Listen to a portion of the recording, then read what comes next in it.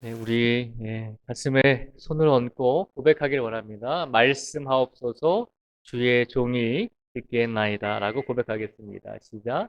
말씀하옵소서 주의 종이 듣겠나이다. 아멘. 오늘은 특별히 사순절 5번째 주일입니다.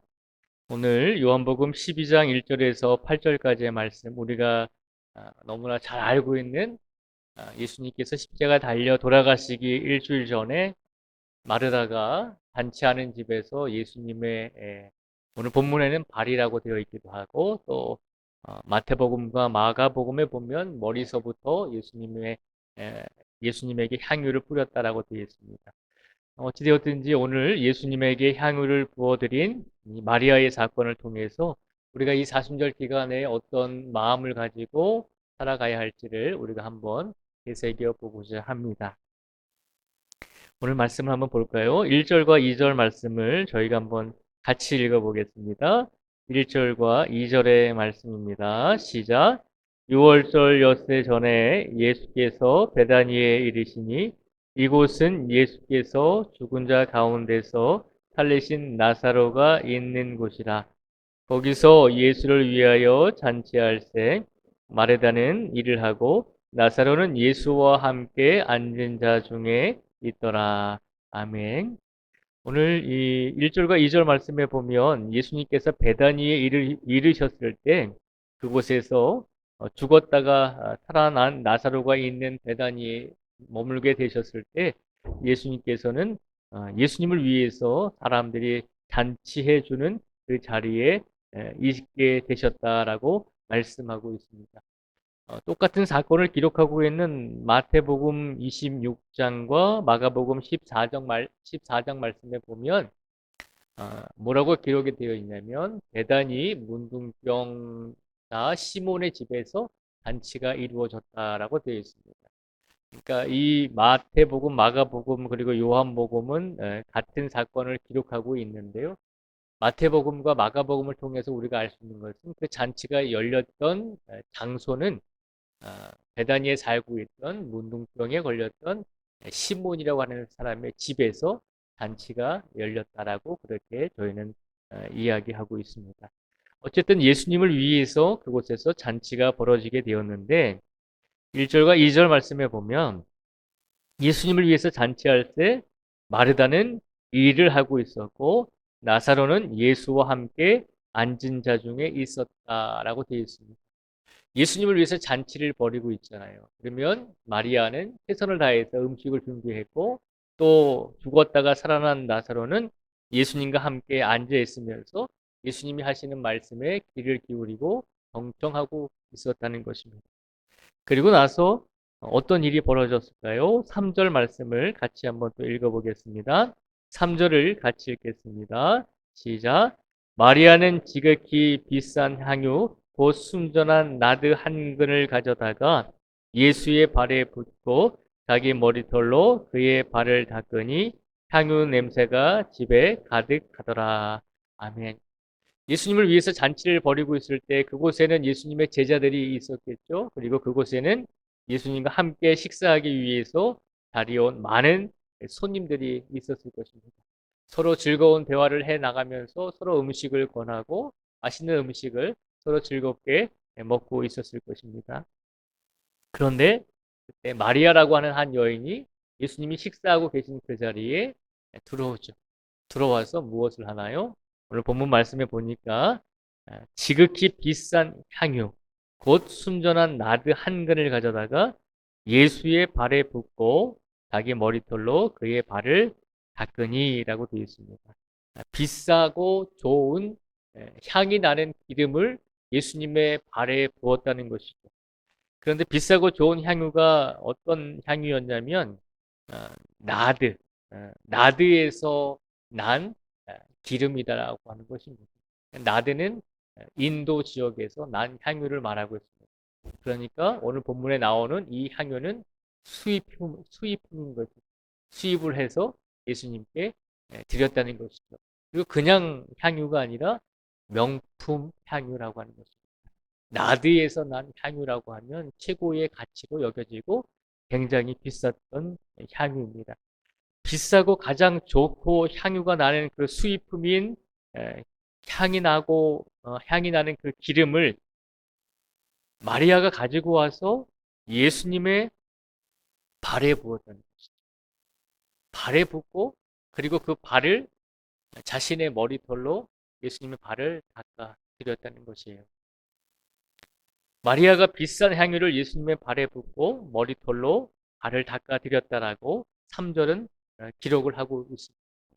근데 이 사건이 일어난 후에 그다음에 어떤 일이 벌어질까요?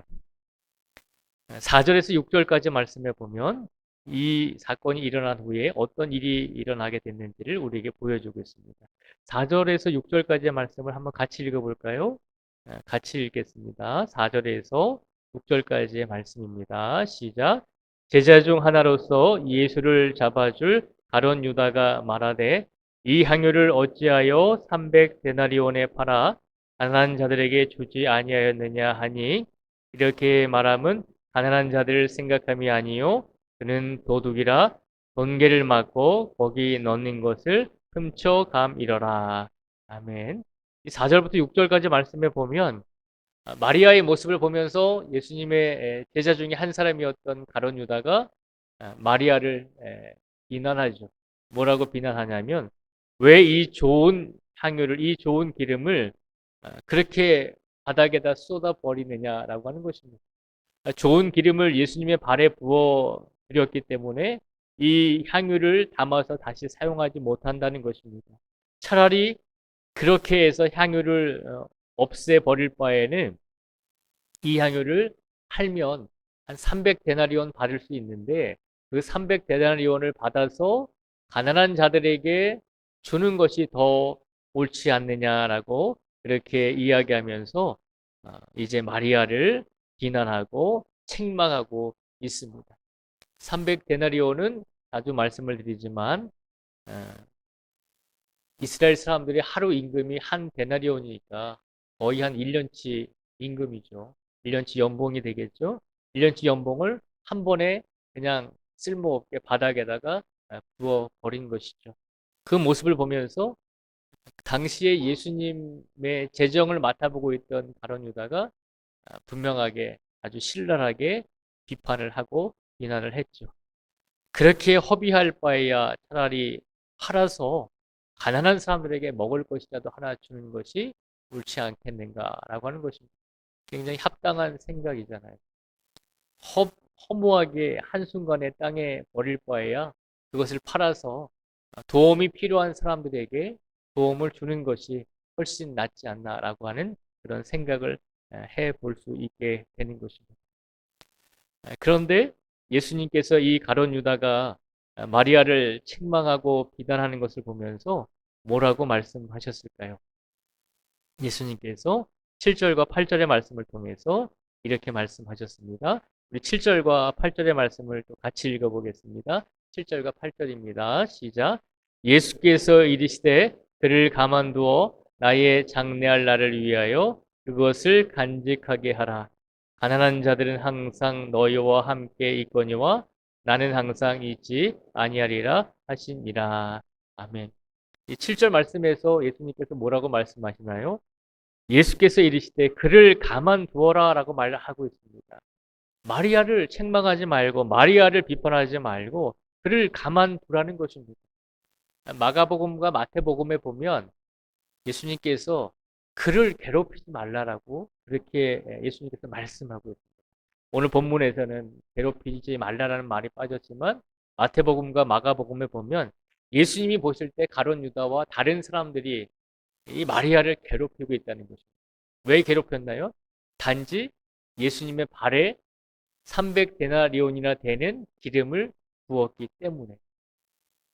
그것을 팔아서 가난한 자들에게 주면 좋을 텐데 왜 그것을 그렇게 허비했는가라고 하는 것입니다. 왜 예수님의 발에 부음으로 이렇게 쓸데없이 한순간에 버리게 되었는가라고 하는 것입니다.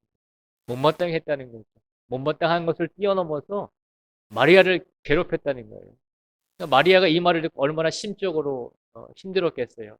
나는 예수님을 위해서 최선을 다했는데 나는 예수님을 위해서 정성을 다했는데 그것이 비난받을 일은 아니잖아요. 그런데 그 자리에 있던 대부분의 사람들이 마리아를 비난하고 비판할 뿐만 아니라 괴롭혔다는 거예요. 그래서 예수님께서 마태복음과 마가복음에서는 그녀를 괴롭히지 말라라고 말하고 있습니다. 예수님께서 이렇게 말씀하시면서 뭐라고 분명히 말씀하시냐면 그를 가만두어 나의 장래할 날을 위하여 그것을 간직하게 하라는 것입니다. 그녀를 가만두라는 것입니다. 그녀는 나의 다가올 장래를 준비했다는 것입니다. 나는 이제 곧 죽게 될 터인데 내가 죽을 날을, 내가 장래할 날을 이 여인이 예비하면서 나의 장래를 준비했기 때문에 이 여인을 그냥 내버려 두라는 것입니다. 그렇게 말씀하시면서 8절에 보면 가난한 자들은 항상 너희와 함께 있거니와 나는 항상 있지 아니하리라 라고 말씀하셨습니다. 가난한 자들은 너희와 항상 함께 있지 않느냐. 이 세상이 존재하는 한 이 세상의 종말의 때가 오기 전까지는 항상 이 세상에 가난한 자들이 존재할 수밖에 없다는 것입니다. 그런데 나 예수는 이제 죽어야 한다는 것입니다. 너희가 말하는 것처럼 가난한 자들에게 이 향유를 팔아서 도움을 줄 수 있어. 그런데 너희가 생각해 봐야 할 것은 인간의 고귀한 행동이 아무리 인간의 고결한 행동일지라도 하나님께 영광을 돌리는 것을 막으면 안 된다는 것입니다. 우리는 착각하고 살아갑니다. 인간의 고결한 행동이 있으면, 인간을 위해서 우리가 고결하게 행동할 수 있다면 하나님께 돌리는 영광을 안 돌려도 된다라고 생각을 하는데 그게 아니다라고 하는 것입니다. 어떤 인간의 행위든지 하나님께 영광을 돌리는 것보다 소중한 것은 없다는 것입니다. 그건 예수님의 이기심이 아닙니다. 우리가 생각할 때 인간의 고결한 행동으로 인해서 하나님께 영광을 돌리지 않아도 되겠다라고 생각하지 말라는 것입니다. 이 세상에 창조되어진 그 어떤 존재들도 어떤 창조된 사람들도 그들의 본분은 하나님께 영광을 돌리는 것이 이 세상에 태어난 목적이며 본분임을 기억하라는 것입니다. 그래서 예수님께서 제자들에게 말씀하신 것입니다. 그를 가만두어라. 그 여인을 괴롭히지 말아라. 그 여인은 허비하고 향유를 한순간에 땅에 쏟은 것이 아니라 나의 장래할 날을 준비한 것이다. 그 여인이 얼마나 위대한 일을 하고 있는 것인지를 너희는 모른다는 것입니다. 그러면서 예수님께서는 마리아를 칭찬하시고 마리아를 굉장히 높여 주셨습니다. 우리가 오늘 말씀을 통해서 우리 삶 속에 이 말씀을 적용해 보기 원합니다. 우리는 오늘 예수님께 예배라고 하는 잔치를 예수님께 드리기 위해서 이 자리에 나왔습니다. 우리는 예수님께 이 예배라고 하는 잔치를 돌려드리기 위해서 우리가 열심히 일하기도 하고 열심히 예수님의 말씀을 경청하기도 합니다. 그런데 예수님을 위해 잔치를 벌였을 때 가장 칭찬을 받고 예수님을 위해서 가장 헌신했던 사람은 누구입니까?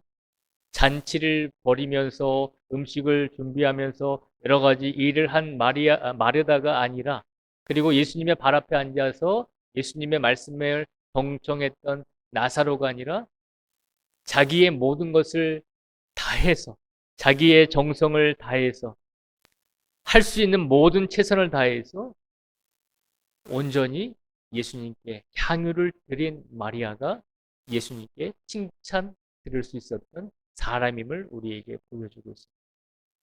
마리아는 당시 남자가 아니라 여성이었습니다. 예수님 당시의 여성은 사회적인 계층으로 보면 아주 거의 맨 밑바닥의 신분이었습니다. 사람의 숫자를 셀 때 여인과 어린아이들의 수는 제외합니다. 사람 취급을 안 했다는 것이죠. 그저 남자들만 사람 취급하고 예수님 당시에도 이스라엘이 아주 가부장적인 사회였습니다. 그런데 이 잔칫날 누가 예수님께 가장 귀한 것을 드렸습니다. 여성이었고 별 볼 일 없었던 여자인 이 마리아가 자기가 가지고 있는 모든 것을 다해서 예수님께 영광을 돌렸더니 예수님께서 그 여인의 마음과 정성을 보시고 가장 멸시받던 마리아를 칭찬하셨습니다. 예수님께서 이 마리아를 칭찬하신 이유가 무엇일까요? 예수님께서 이 마리아를 칭찬하신 이유는 무엇을 마리아가 예수님께 드렸는가? 또 이것이 값어치가 얼마나 되는가? 그것을 보신 것이 아니죠. 예수님께서 마리아를 칭찬하신 것은 마리아가 온 마음과 정성을 다해서 자신이 드릴 수 있는 최선을 다해서 자신을 예수님께 산 제물로 드렸기 때문입니다. 자기가 드릴 수 있는 것을 최선을 다해서 정성을 다해서 온 정성을 다해서 자기가 할 수 있는 모든 것을 예수님 앞에 드렸다는 것입니다. 그것이 비싼 향유였고 좋은 수입품의 기름이었기 때문에 예수님께서 그를 칭찬하신 것이 아니라 온전히 이 마리아가 할 수 있는 것을 최선을 다해서 했기 때문에 최선을 다해서 이 마리아가 예수님께 드릴 수 있는 것을 최선을 다하고 온전한 마음으로 정성을 다해서 드렸기 때문에 그 마음과 믿음을 보시고 마리아를 칭찬하신 것입니다. 마태복음 26장 13절 말씀을 한번 같이 볼까요? 오늘 본문은 아니지만 마태복음 26장 13절의 말씀을 보면 예수님께서 이 마리아를 어떻게 칭찬하셨는지 우리가 한번 보도록 하겠습니다. 함께 읽겠습니다. 시작.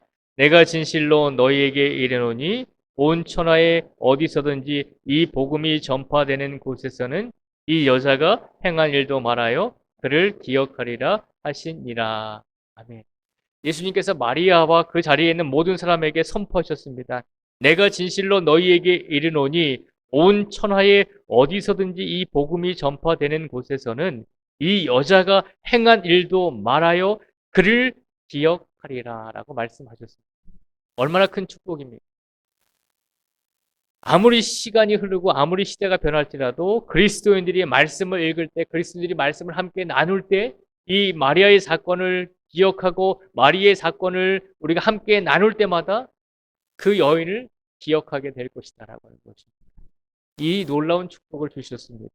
그래서 오늘날 우리가 이 사건을 바라보면서 마리아라고 하는 이 여인의 믿음과 신앙을 우리가 기억하면서 살아가고 있는 것입니다. 우리가 기억해야 될 것은 예수님께서는 마리아가 무엇을 드렸는가? 예수님께서 이 마리아가 자신에게 얼마만큼의 가치를 드렸는가? 그것을 보신 것이 아니라 얼마나 온전한 마음으로 최선을 다해서 정성을 다해서 예수님께 드렸는가? 그것을 보시고 이 마리아를 칭찬하고 기뻐하신 것입니다. 오늘 이 마리아의 모습을 보면서 우리가 한 가지를 기억하길 원합니다. 이 사순절 기간에 이 말씀을 우리에게 주신 이유가 무엇일까라고 생각을 해보게 됩니다. 마리아는 이 향유를 드릴 때 예수님이 돌아가신 상태가 아니었죠. 예수님이 돌아가시기 직전에 이 향유를 드린 것입니다. 그러니까 예수님의 장례를 자신도 모르지만 믿음으로 준비하고 예비하면서 최선을 다해서 온전한 마음으로 예수님께 이 향유를 드린 것입니다. 우리는 어떻습니까? 우리는 예수님의 죽음을 기다리면서 우리가 이 사순절을 보내고 있나요? 그렇지 않잖아요. 냉정하게 따지면 우리는 예수님께서 죽고 부활하신 지 2000년의 시간이 지난 후에 신앙생활을 하고 있는 거죠. 우리가 사순절을 보내는 것은 예수님께서 당하실 죽음과 고통, 이제 곧 돌아가실 예수님을 위해서, 운명하실 예수님을 위해서 우리가 이 사순절을 보내고 있는 것이 아닙니다. 우리는 이미 돌아가셨다가 부활하신 그 예수님의 고난과 고통을 기념하기 위해서 이 자리에 모여 있는 것입니다. 우리는 예수님의 죽음을 맞이하며 그 죽음에 동참하기 위해서 사순절을 보내는 것이 아니라 예수님의 죽음을 통해서 우리를 부활하신 그 은혜를 기념하기 위해서 우리가 사순절을 보내고 있다는 것입니다. 그런데 우리는 어떻습니까? 예수님의 죽음을 맞이하는 마리아는 최선을 다해서 목숨을 걸고 그가 할 수 있는 온전한 것을 예수님께 드렸는데 우리는 마리아에 비하면 그렇게 크게 예수님의 고난에 동참하지는 않아도 되잖아요. 예수님께서 죽으실 때 예수님의 제자들은 다 도망갔지만 우리들은 이미 2000년의 시간이 지난 후에 신앙생활을 하고 있기 때문에 어떻게 보면 우리는 예수님께서 죽으셨다가 부활하신 그 사건을 기념하기만 되면 되잖아요. 그런데 우리는 사순절 기간에 어떻습니까?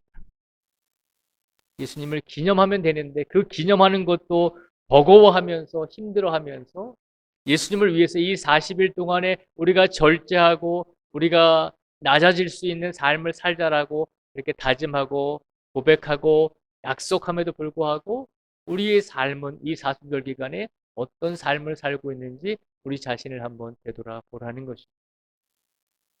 오늘 예수님께서 우리에게 원하시는 것은 큰 값어치의 물질을 예수님께 드리는 것을 원하시는 것이 아닙니다. 큰 양의 어떤 것을 예수님께 드리기를 원하시는 것이 아닙니다. 우리가 무엇을 예수님을 위해서 드리든지, 우리가 무엇을 이 사순절 기간에 행하든지, 온 마음과 정성을 다해서 온전히 우리가 드릴 수 있는 최선의 것을 행하기만 하면 된다는 것입니다. 1년치 연봉을 예수님께 드려야 될까요? 아니요. 예수님께서 그것을 원하시는 것이 아닙니다. 더 많은 것을 예수님께 드려야 될까요? 아니요. 예수님께서 그것을 원하시는 것이 아닙니다. 마리아가 예수님께 칭찬받을 수 있었던 것은 그의 마음과 정성을 다해 그가 예수님께 드릴 수 있는 것을 아까워하지 않고 온전하게 예수님께 드렸기 때문에 예수님께 칭찬을 받고 오늘날 모든 사람들에게 마리아의 사건이 기억되게 된 것입니다. 오늘 이 사순절 기간을 보내는 우리들에게 이 말씀을 주시면서 예수님께서 말씀하십니다. 적어도 내 죽음을 준비하기 위해서 마리아와 같은 사람도 있었는데 그래도 너희 성도들은 나의 죽음을 기념하면 되지 않니? 나와 함께 죽자라고 하는 것이 아니라 나의 죽음을 기념하면 되는데 그 기념하는 것조차도 이렇게 버거워하니라고 우리에게 질문하고 계신다는 것입니다. 오늘 이 질문의 말씀을 통해서 우리가 한 주간의 삶 속에서 예수님의 죽음을 기념하며 우리가 사순절 시작할 때 가졌던 처음의 고백과 마음을 아직도 마음속에 간직하면서 이 사순절 기간을 보내는지 우리 자신을 되돌아보며 혹여라도 그런 마음이 조금씩 허물어지고 예수님을 생각하는 마음이 조금씩 우리의 마음속에서 기억나지 않는다면 오늘부터라도 다시 한번 예수님의 죽음을 기념하며 우리가 이 사순절 기간을 올바르게 지키며 살아가겠습니다. 그리고 이 사순절 기간을 통해서 나 자신을 되돌아볼 수 있는 귀한 시간이 될 수 있도록 그렇게 삶을 살겠습니다라고 고백하시면서 이제 얼마 남지 않은 이 사순절 기간에 우리가 예수님께 무엇을 드리든지 무엇을 행하든지 어떤 것을 가지고 기념하든지 온 마음과 정성을 다해서 온전하게 예수님께 무엇이라도 드리면서 예수님의 이 사순절 죽음을 기념하면서 이 시간을 보낼 수 있는 우리 모든 성도들이 되시기를 주님의 이름으로 축복을 드립니다. 기도하겠습니다.